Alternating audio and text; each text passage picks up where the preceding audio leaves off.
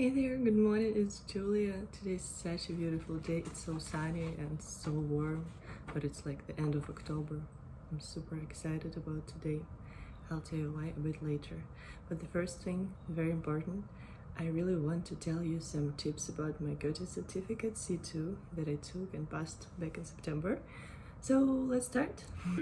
So the most important thing when you're getting ready for an exam, I would say you need to know is to get used to the structure, go gradually, and for this particular exam, before even getting ready for this exam, you need to have approximately C1 level to understand most of the information in the text and the audios, that stuff.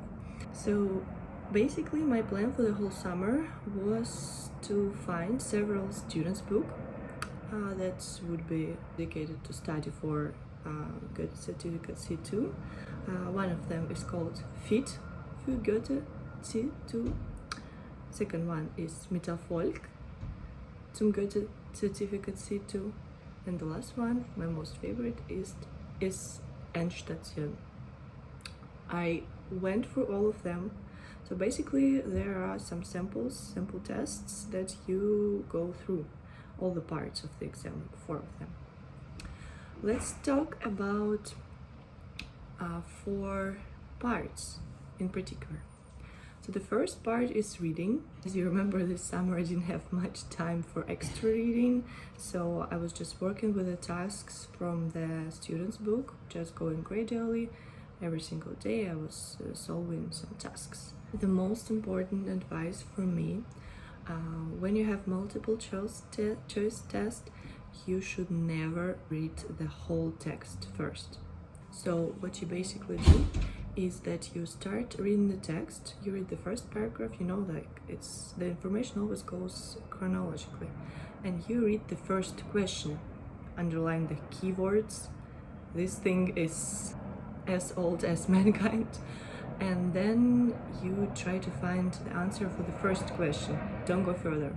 No, you would have no extra time for this. It's like a bit more than 1 hour they give for a reading part, and it's not enough to read the whole text just to understand the whole meaning.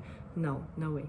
And what I did, when I saw some unknown words, of course they appear because it's like native speaker level, so I marked them and added to Quizlet. So the listening part is the one that you can like train automatically, because all you need is podcasts. So during my research I really found cool ones, like the best ones. Every single day when I was at work I could just like turn on in the earphones, turn on the podcast and listen them for 1-2 hours and like practice listening. But as well as that, I could get some ideas for speaking. I'm going to talk about it later. My most favorite one is mal angenommen. It's like the hypothetical life scenarios from 2 exaggerated points. Like the one is super positive and the one extra negative. What does it mean? Like they talk about the topic. For example, what if cash money disappear forever? And they look at 2 different points of view. What would be in this case, what would be in this case. Some other topics might be, for example, what if all the energy would be produced with nuclear stations, or what if animals could be the donors for our organs. So it's like super interesting in a very interactive way. I loved it. Scientific ones to boost your knowledge would be Streitkultur, Radiowissen, SWR2 Wissen, Spectrum, and Planetwissen. They are very high. They have very high language level. You really need to have C1 before to even understand anything, really. So the writing part depends on what you prefer. You might write an essay about some social political topic, or you might write a review. I've decided to write a review. I really wanted to read something beforehand because I love reading in German. I told you the book is called Gilgi, eine von uns. What I did was I read the book, I read some reviews from other authors for this book, and I made like critical interpretation. I marked the most important quotes, so I could guess that the topic would be connected somehow to social political life, because the book is actually about emancipation of women in the beginning of 20th century. Anyways, whatever you choose, so you really need to work on the structure, on the basic phrases. What I did, I made the most sophisticated and transferable introduction and conclusion, because during the exam you would have no extra time for drafts at all. You really need to try to write very, very quickly and still share your thoughts, opinion, and make it like very, very sophisticated, because the level is C2, as you remember. So last part is speaking. For me, that was the thing that bothered me the most, because it's super unpredictable, 100%, and you would have to speak a lot without stopping, and then you have to discuss, so it's kind of stressful thing. So I used Notion for all the topics I faced. What does it mean? I mean, so in the first task you have to make an oral report to some topic. So for example, the topic would be generic engineering or smoking prohibition in public areas. So it could be whatever, and I would have talk about it for 5 minutes without stopping, without pauses. I did a bunch of cliche of prepared phrases, so as usual, intro, some connectors, conclusions. I really learned them by heart, the ones that I loved, and I think I'm gonna share them all with you. I used Notion for this all, and it really helped me so much. I prepared a plan for all the oral reports, because I was super nervous. I really thought I had to write everything down.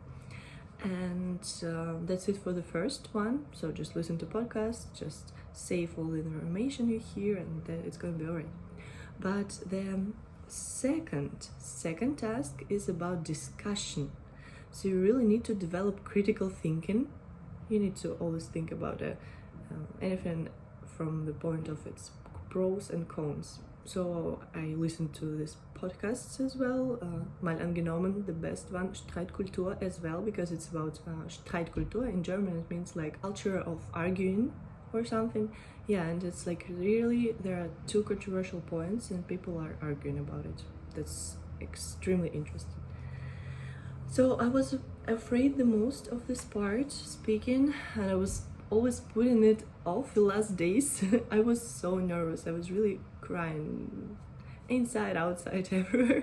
When preparing for it, you need to record yourself, listen to yourself, and then correct the mistakes you make, because even if you feel you don't make any mistakes, you do. It's always like this. Then you speak freely and quickly. It happens. It's alright. The most important thing is to be confident, be, I don't know, friendly, and yeah, of course, don't make like the rude mistakes, grammatical mistakes.